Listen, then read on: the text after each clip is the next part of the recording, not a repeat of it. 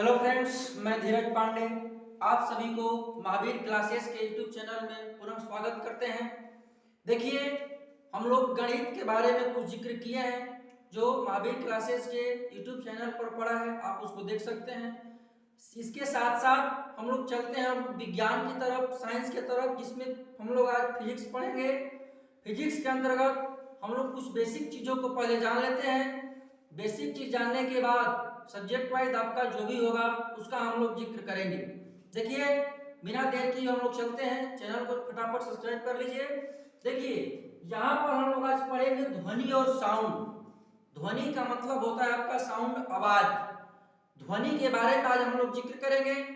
देखिए, ध्वनि जो होता है, जो बात हम बोल रहे हैं शब्द के माध्यम से आपके कानों तक पहुंच रहा है, तो वो चीजें जो मेरा शब्द जो आपको सुनाई दे रहा है वही एक ध्वनि है। लेकिन और जो हम बोल रहे हैं वो आवाज मुझे भी सुनाई दे रही है, तो ध्वनि गमन भी कर रही है और ध्वनि प्रतिगमन भी कर रही है।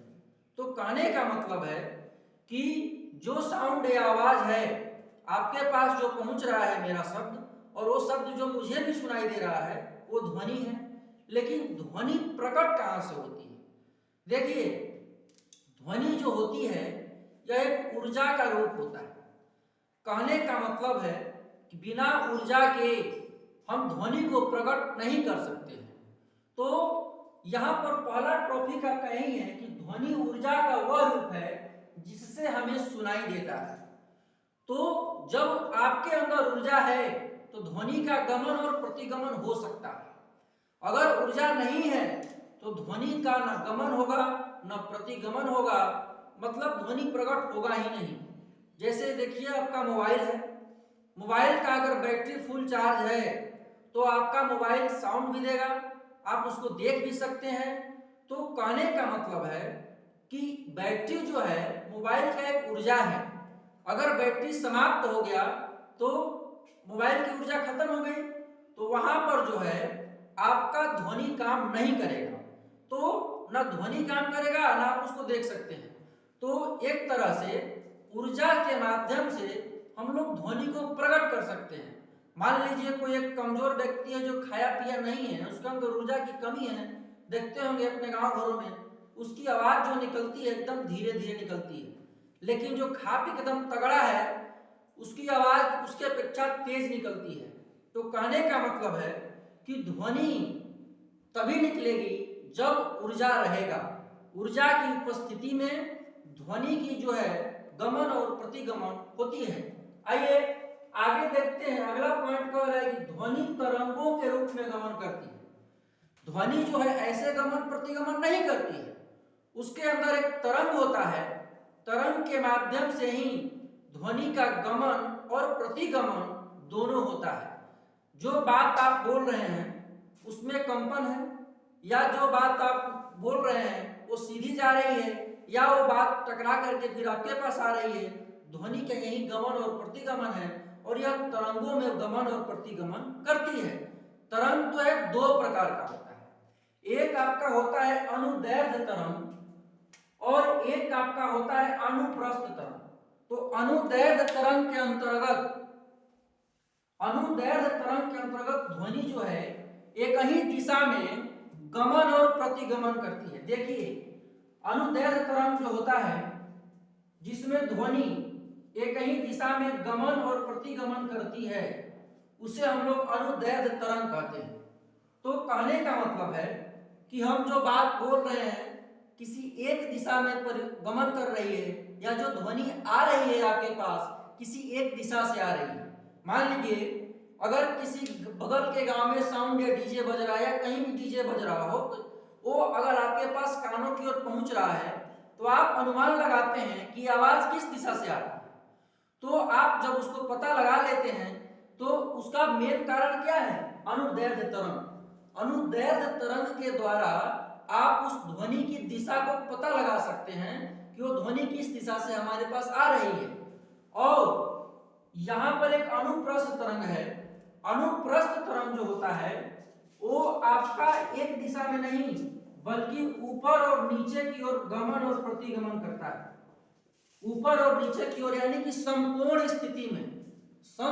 स्थिति में जो ध्वनि गमन और प्रतिगमन करती है वो अनुप्रस्थ तरंग के अनुसार करती है। अब यहां पर है कि ध्वनि तरंग की 5 विशेषताएं होती हैं। ध्वनि तरंग के रूप में जब गमन करती हैं तो उसकी 5 विशेषता होती है।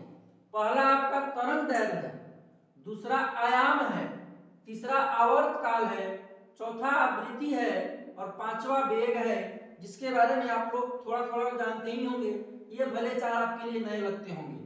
तो कहने का मतलब है कि तरंग दैर्घ्य जो होता है वो जिस ध्वनि तरंग अपनी पुनरावृत्ति करती है, जो ध्वनि जिस ध्वनि में पुनरावृत्ति होती है उसे तरंग दैर्घ्य कहते हैं। कहने का मतलब है कि अगर कोई बात बोल रहे हैं आप या जो ये कोई ध्वनि है या किसी ध्वनि के कण में पुनरावृत्ति होती है। देखते हैं गांव घर में कुछ ऐसा एक व्यक्ति होता है जो एक ही बात को कई बार दोहराता है या दूसरा टाइप का बोलता है, तो उसकी ध्वनि जो है प्रतिगम पुनरावृत्ति करती है। कहने का मतलब है कोई माइक वाला साउंड वाला जो होता है, अगर देखते हैं गांव घर में हेलो हेलो हेलो बोलता है, एक बार बोलता है तो उसकी ध्वनि की पुनरावृत्ति होती है, उसी बात को कई बार वो बोल देता है। तो उस तरह के ध्वनि को हम लोग तरंग दैर्घ्य के माध्यम से वो कार्य होता है। अगला आपका है आयाम। आयाम जो आपका होता है वो एक ध्वनि सीधी रेखा में उसमें गमन करती है। आयाम में माध्यम के कण होते हैं। माध्यम का आपका कण जो होता है ठोस में भी हो सकता है, द्रव में भी हो सकता है, गैस में भी हो सकता है। ठोस पदार्थ में जो ध्वनि गमन करती है उसकी साउंड अलग होती है। द्रव पदार्थ में जो ध्वनि गति करती है उसका साउंड अलग होता है और गैस पदार्थ में जो ध्वनि गति करती है उसका साउंड अलग होता है। तो कहने का मतलब होता है कि यह सब किसके आधार पर होता है? आयाम पे। तो ध्वनि का माध्यम जो होता है ठोस और द्रव गैस तीनों में अलग अलग होता है। वो ध्वनि जो है ठोस में अलग तरीके से गमन करती है, द्रव में अलग तरीके से गमन करती है और गैस में अलग तरीके से गमन करती है। अगर किसी ठोस वस्तु की ध्वनि को आप पहचानेंगे तो उसका आवाज अलग होगा। गैस जो हवा होती है उसकी आवाज अलग होती है। पानी जो होती है, तेल जो होता है उसका आवाज अलग होता है। तेल आपका, पानी जो द्रव पदार्थ है। अब हम लोग आते हैं आवर्त काल में। आवर्त काल जो होता है वो एक समय होता है। इसमें क्या होता है कि एक पूर्ण तरंग उत्पन्न करने के लिए जो भी आपका आवश्यक समय लगता है उसे आवर्त काल कहते हैं। तो कहने का मतलब है कि एक तरंग को पूरा करने में आपको आवश्यक समय जितना लगता है वो आवर्त काल है। आवर्त काल का जो मापन होता है वो सेकेंड में होता है। और यहाँ पर आयाम जो होता है, आयाम का एसआई मात्रक आपका मीटर होता है। तो यहाँ पर जो है आवर्त काल जो है आपके ऊपर डिपेंड करता है कि एक तरंग दैर्घ्य को मापने में या उसको सुनने में आप जितना समय लगाते हैं वो आवर्त काल के अंतर्गत आता है। तो कहने का मतलब है कि आयाम का एसआई मात्रक मीटर होता है और आवर्त काल का एसआई मात्रक या मात्रक आपका सेकेंड होता है। अब हम लोग बढ़ते हैं आवृत्ति की ओर। आवृत्ति जो होती है, पहला जो हम लोग पढ़े हैं तरंग दैर्घ्य उसी पर आधारित है। देखिए आवृत्ति जो होती है एक ही सेकेंड में पूर्ण रूप से वो अपना तरंग का कार्य पूरा कर लेती है। कहने का मतलब है कि एक सेकेंड के अंदर जितना तरंग उत्पन्न होता है वो आवृत्ति होता है। अगर किसी भी वस्तु पर एक स्प्रिंग आप लोग देखे होंगे, स्प्रिंग को जैसे आप फैलाते हैं और जैसे ही छोड़ते हैं एक सेकेंड से कम ही समय में वो अपने आप में सिकुड़ जाता है। तो वहां पर जो साउंड निकलता है आपका वो आवृत्ति होता है। यानी कि एक सेकेंड में जो आपका तरंग काम करता है, जो आपका ध्वनि काम करता है वो आपका आवृत्ति होता है। अब हम लोग पढ़ते हैं वेग की ओर, चाल की ओर। देखिए वेग जो होता है उसका मात्रक मीटर में भी हो सकता है, सेकेंड में भी हो सकता है घंटा में भी हो सकता है, लेकिन ध्वनि घंटा में गमन नहीं करेगी, ध्वनि मीटर सेकंड में ही अपना गमन प्रतिगमन कर लेती है। तो कहने का मतलब है वेग जो होता है ध्वनि के चाल को पता करता है कि ये ध्वनि जो है ये किस चाल से गमन और प्रतिगमन करती है। वेग का काम यही होता है। वेग यानी कि v बराबर होता है f गुणे फाइव, f गुणे फाइव होता है। यहां पर वेग को अगर हमको पता करना है फोर्स और फाइव के आधार पर हम लोग कर सकते हैं। अब देखिए यहां तक आप लोग समझ गए ध्वनि के विशेषता के बारे में, तरंग की विशेषता के बारे में। आगे देखिए ध्वनि जो होती है वो आपका दाब और ताप दोनों पर निर्भर करती है। कहने का मतलब है कि जब किसी वस्तु की दाब बढ़ती है तो ध्वनि जो है ध्वनि कम होती है, और दाब घटती है तो ध्वनि बढ़ती है। कहने का मतलब है कि जब दाब को हम घटाते हैं तो ध्वनि बढ़ती है, और दाब को जब हम बढ़ाते हैं तो ध्वनि घटती है। डॉक्टर जो है इंजेक्शन जो लगाता है, आप लोग देखे होंगे कि जब वो खींचता है तो ध्वनि जो उससे निकलती है तो उसमें ध्वनि का फैलाव होता है, और वही डॉक्टर जो है सिरिंज को अंदर की ओर ढकेलता है दाब के द्वारा, प्रेशर के द्वारा, तो वहां पर ध्वनि की संख्या कम होने लगती है। तो जब वायुमंडल में भी दाब बढ़ता है ध्वनि कम होने लगती है, और दाब जब कम होने लगता है तो ध्वनि अधिक होने लगती है। तो यहाँ पर दाब के आधार पर भी ध्वनि का घटना बढ़ना होता है। अब देखिए तापमान में ठीक इसके विपरीत है। तापमान जब बढ़ता है तो ध्वनि की मात्रा बढ़ने लगती है, और तापमान जब घटता है तो ध्वनि की मात्रा कम होने लगती है। तो कहने का मतलब है कि जब गर्मी के दिनों में ध्वनि की मात्रा अधिक होती है, गर्मी के दिनों के अपेक्षा ठंडे के दिनों में ध्वनि की मात्रा जो होती है कम होती है। यहाँ पर आप दाब में देखें कि जब दाब बढ़ रहा है तो ध्वनि घट रही है, और जब दाब बढ़ रहा है तो ध्वनि घट रही है, और जब दाब कम हो रहा है तो ध्वनि बढ़ रही है। लेकिन तापमान में यह है कि जब तापमान बढ़ता है तो ध्वनि बढ़ती है, और जब तापमान कम होता है तो ध्वनि कम होती है। यानी कि शुष्क या ठंडे मौसम में ध्वनि का वेग कम हो जाता है, गर्मी के दिनों में ध्वनि का वेग अधिक हो जाता है। अब देखिए अब हम लोग पता करते हैं कि ध्वनि का उपयोग कहाँ होता है। मुख्य रूप से देखिए ध्वनि का उपयोग हमारे मानव शरीर में भी होता है, और ध्वनि का उपयोग जल या द्रव पदार्थों में भी होता है और गैस पदार्थों में भी होता है। देखिए मानव शरीर के अंदर कैसे होता है। मानव शरीर के अंदर पेट की गड़बड़ी या पेट की स्थिति को जानने के लिए एक अल्ट्रासाउंड होता है। अल्ट्रासाउंड मशीन के द्वारा हम लोग पेट की जो भी स्थिति है उसको पता करते हैं। तो वो मशीन जो है पेट के अंदर के ध्वनि के द्वारा ही आपके उस स्थिति को पता कर लेती है, स्थिति उसके अंदर क्या है। डॉक्टर जो है अगर आपके पेट के अंदर ज्यादा कुछ गड़बड़ी है, कुछ भी गड़बड़ी रहती है जो उससे समझ में नहीं आता है, तो यही कहता है जाइए अल्ट्रासाउंड करा के लाइए। तो उसका कहने का मतलब है कि साउंड का मतलब ध्वनि, अभी हम बताएं। तो यहाँ पर जब आप मशीन के यहाँ जाते हैं, जो भी आपके पेट पे रख करके वो गड़गड़ गड़गड़ की आवाज सुनाई देती है, तो मशीन जो है ध्वनि के द्वारा आपके पेट की स्थिति को पता करता है कि पेट के अंदर की स्थिति क्या है।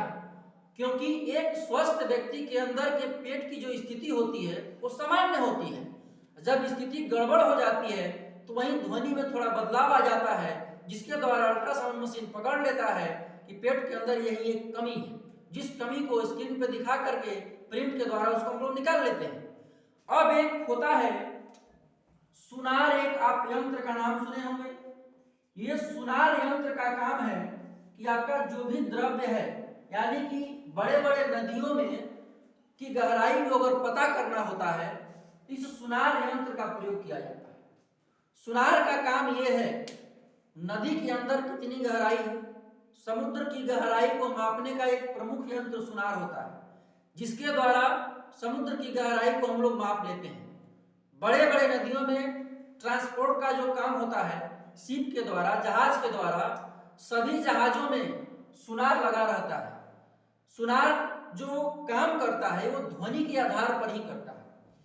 पानी के अंदर शिप के नीचे इसको लगाया जाता है और पानी के ध्वनि को सुन करके यह उस रास्ता को पता कर लेता है कि समुद्र की गहराई कितनी है, क्योंकि शिप हमेशा पानी पर ही चल सकती है। अगर कोई टापू है, टापू से टकरा जाएगी तो उसके गति में जो है रुकावट आ जाएगा, बाधा आ जाएगा, जिसके द्वारा जहाज आपका रुक जाएगी या किसी दुर्घटना का शिकार भी हो सकती है। तो यहाँ पर सुनार जो है हर जहाजों में लगाया जाता है ताकि पानी के गहराई को पता करके जहाज आगे की ओर बढ़ सके। तो सुनार का मुख्य काम यह है कि पानी का कितना गहराई है उसको पता लगा करके आपको स्थिति को बता देना कि यहाँ पर टापू है, वहां जहाज ना जाए, वहां से थोड़ा टर्न ले ले, आगे की ओर बढ़ करके चली जाए, तो आप उस चीज से या उस दुर्घटना से बच सकते हैं। सुनार का मुख्य काम यही है कि जितनी भी गहराई नदियां हैं उसमें अगर इस यंत्र का प्रयोग किया जाता है तो उस नदियों के गहराई के बारे में हम लोग पता लगा सकते हैं। ये नहीं कर सकते हैं कि पूरी पाताल लोक की हम लोग पता इस सुनार के माध्यम से लगा लेंगे, ये नहीं होता है। तो आप आवश्यकता अनुसार, जरूरत के अनुसार आपको सुनार जो है सूचित कर देता है कि आगे की स्थिति पानी के अंदर क्या है। आई होप आप इसको समझे होंगे। आगे जो वीडियो आएगा विज्ञान में, आपका ध्वनि उसमें भी रहेगी। अभी ध्वनि खत्म नहीं हुआ है, ध्वनि आगे की ओर भी बढ़ेगी। तो फटाफट इस चैनल को सब्सक्राइब कर लीजिएगा। अब देखिए, वेग, चाल और समय जब हम लोग पढ़ेंगे उसमें भी ध्वनि का प्रयोग होगा। कैसे होगा उसको हम लोग भी देखेंगे। एक सूचना आप लोगों के लिए है कि कंपटीशन का बहुत जल्द ही महावीर क्लासेस चैनल के अंतर्गत हम लोग क्लास शुरू करेंगे। मई में जो भी एग्जाम होने वाला है डीएलएड और बिहार बीएड, यूपी बीएड का, उसके अंतर्गत हम लोग चाइल्ड डेवलपमेंट, सीडी, विज्ञान, गणित जो भी होगा उसका हम लोग जिक्र करेंगे, पढ़ेंगे ध्यान से। इसीलिए इस चैनल को सब्सक्राइब कर लीजिए ताकि जल्दी से हम लोग इस चीज को शुरुआत कर सकें। तब तक के लिए जय हिंद, जय भारत।